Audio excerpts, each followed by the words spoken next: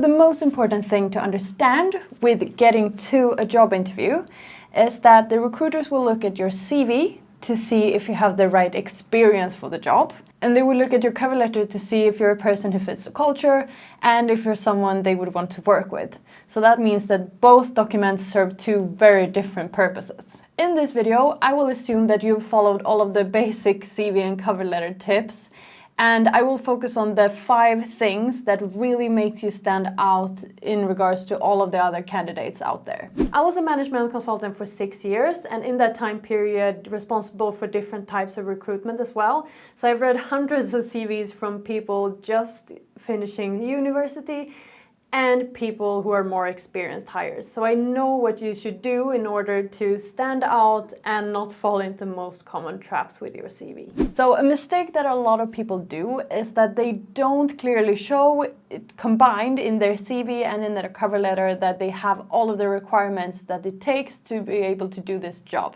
So the good thing about job ads is that in most cases, they specifically tell you what you need to have done, what experiences you need to have had, what soft skills you need to have in order to do this job. And that is most likely exactly the things that the recruiter are looking for in your CV. But if you don't show these things clearly in your CV, that will make your CV end up in the no pile directly. Because the recruiter is not gonna sit and actively search for them. They just want to look through the CV like, yes, yes, yes, yes, done. So what you need to do is that you need to adapt your CV each time you apply to a new job to make it fit the criteria for that job ad. If the job ad says you need to have worked or studied abroad, you need to clearly write in your education section about the time that you studied abroad. If the role is about working with supply chain, even if you haven't worked with that yet because you're still in uni, write in the education section about the courses you've taken in supply chain. So just make sure to have all of these things specifically listed in your CV to make it super easy for the recruiter to just look through your CV and see like, yep,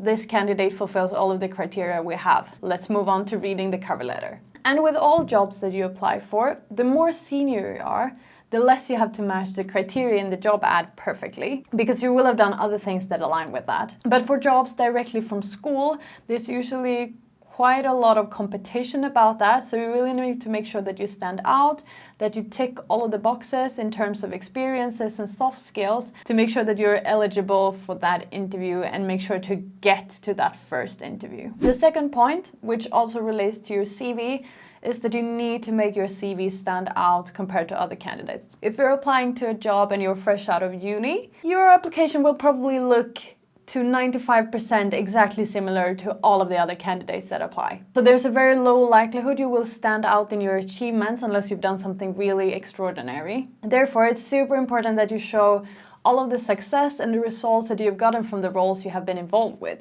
And if you can include numbers, that's even better. I love to look at numbers when I see a CV. So as an example, you could write, responsible for managing a team of employees and meeting sales targets. However, that statement is quite vague. It lacks any specifics. It doesn't really say if you did a good job or not. Like, yes, your job was to meet the sales targets, but it didn't say if you did it or not. So a better way of phrasing it could be, managed a team of 10 sales representatives, resulting in a 15% increase in monthly sales revenue, developed and implemented new sales strategies that improved team performance and exceeded quarterly targets. So this is much more specific. It also highlights exactly what you did in order to improve the company's performance, which makes the statement a lot more impactful and, will just catch the attention from the recruiter much better than the previous statement. Since most candidates' CV fresh out of uni is quite similar, it's super important that your CV is easy to read, is maximum 1 page long, and is easy on the eyes. If you're an experienced hire, you could probably have a 2-page CV, but to be honest, the recruiter will probably just look through the first page and then maybe scan through the second page very briefly, because usually what ends up in the second page is not that important. So no matter what template you use, if you find one on Google or whatever it could be, just make sure to make some adaptations, make yours stand out, make it super easy to read, not so bulky and texty, but nice and airy and super easy to scan through. I would even recommend using a program like PowerPoint to put your CV together instead of Word, because that makes it a lot easier to get the layouting right and the formats right. So moving on to the cover letter, one of the biggest mistakes I see candidates make in general is that they just repeat their CV in their cover letter. It really doesn't add anything to what the cover letter should be about. It's just stating your CV again in another format. So there are 3 things that I really think you should consider putting into your cover letter, and that is showing your ambitions, showing why you want to work for this company / role / department, and show, why you, who are you? So why do you want to be at exactly this company, this department, and this role? It's really hard to show in a truthful and genuine way, but when you get it, it's super impactful and super important. And it shows that you did your homework as well. And also, if you can't motivate to yourself why you would want to be there, then is it really the place for you? I'm now showing you the exact cover letter that I used when I got the job I have now. In this example, I had already been involved at the company as a consultant, which gives me a great advantage and makes me able to relate back to what I liked about working there. But you should also try to find those commonalities. For example, talk to someone you know who works at a company before you apply, because that will give you something to write about in your cover letter and will give you that advantage too, compared to not knowing anything about it at all. Then I talk about why I want to work in the energy industry, despite not having really done it before, and that sustainability, which is a core value for the company, is really important to me. In this specific case, the parts of why I want to work in this specific role is included in the other sections of this cover letter. This is something that I'm continuously disappointed with when I'm reading cover letters. It's just, stating facts and this is who I am and blah, blah, blah, blah, blah. But you don't see anything about what motivates you, what drives you, what makes you tick, why would you want to be here? So what I did in this cover letter, I even put it in as my ambition as its own headline. In this section, I clarify what drives me, what I think is fun, what I really want to work with, and why do I want to make the change from working as a consultant into working at a strategy department? Why would I want to do that? That is something that they will also think about. Okay, this is a person coming from consulting. Why would they want to make this shift and why would they want to be here? So here you can clearly see what my ambitions are, what makes me tick, what makes me interested in working with these types of questions. And that way the recruiter can read into it what type of work task would suit me, and would that match with what they have to offer? Because if it doesn't match, then you wouldn't want that job either way. So you need to state what you want so they can make sure that it's a match for you too. It's not only the company vetting you, but you vetting the company as well. So just be clear in what you want.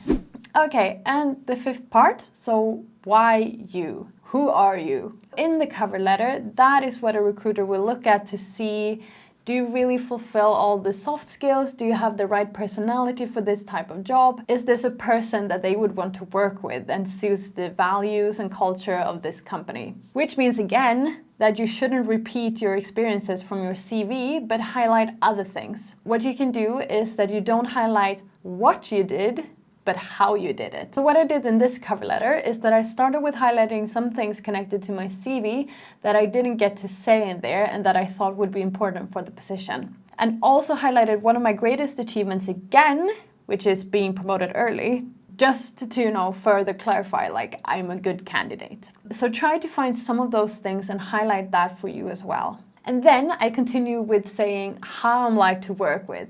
So the way I did it here is that I stated that this is feedback I've gotten from my colleagues, which shows that this is not what I think about myself, which could be wrong, but these are actually feedback points that they've given to me. And then of course, just state things that are true. If you're saying something about yourself, I love working in stressful environments, but you don't, then that will come back to bite you if you get the job. Be honest and truthful, but do it in a smart way to make sure that you show yourself in a positive light. And the last thing here that I really like when candidates do is that when they include something personal about themselves, because that makes them seem like people and not like robots that just study and work and sleep, like you're a person with a personality and a life, hopefully. Try to do it in a good balance as well. Like you don't want to overwhelm them with those things, but it's good to add a bit of personality to your cover letter as well to just show that you're a person they would want to work with. And mind you, all of these tips as well, make sure to make it appropriate for your culture. In Sweden, we're quite open and very much about the person, whereas I know in other cultures, it's probably more important to highlight the experiences you've had. So try to put it in your own cultural context. And what I'm saying with all of this is that don't just copy my CV and cover letter. If that's your first thought, then I think you need to go back and watch this video again, because it's about who you are as a person and stating that in a good way. So take inspiration from it maybe, and then base it on what you find important and what you value in your job. And another important thing is that in order to write a good cover letter, you need to know yourself quite well. So take your time and really get to know yourself. I did a lot of, like personality tests and that type of thing, because even if they're not 100% correct, you still see like, oh, I agree with this. I don't agree with that. Why would they say that about me? So that clarifies a bit about who you are as a person, and then just take time to reflect about who you actually are and what you want and what your dreams and ambitions are. If you're here because you're interested in management consulting, the first or second interview will probably be some kind of case solving. So I recommend you to have a look at this video to learn more about how you can crack every case that you get put in front of you.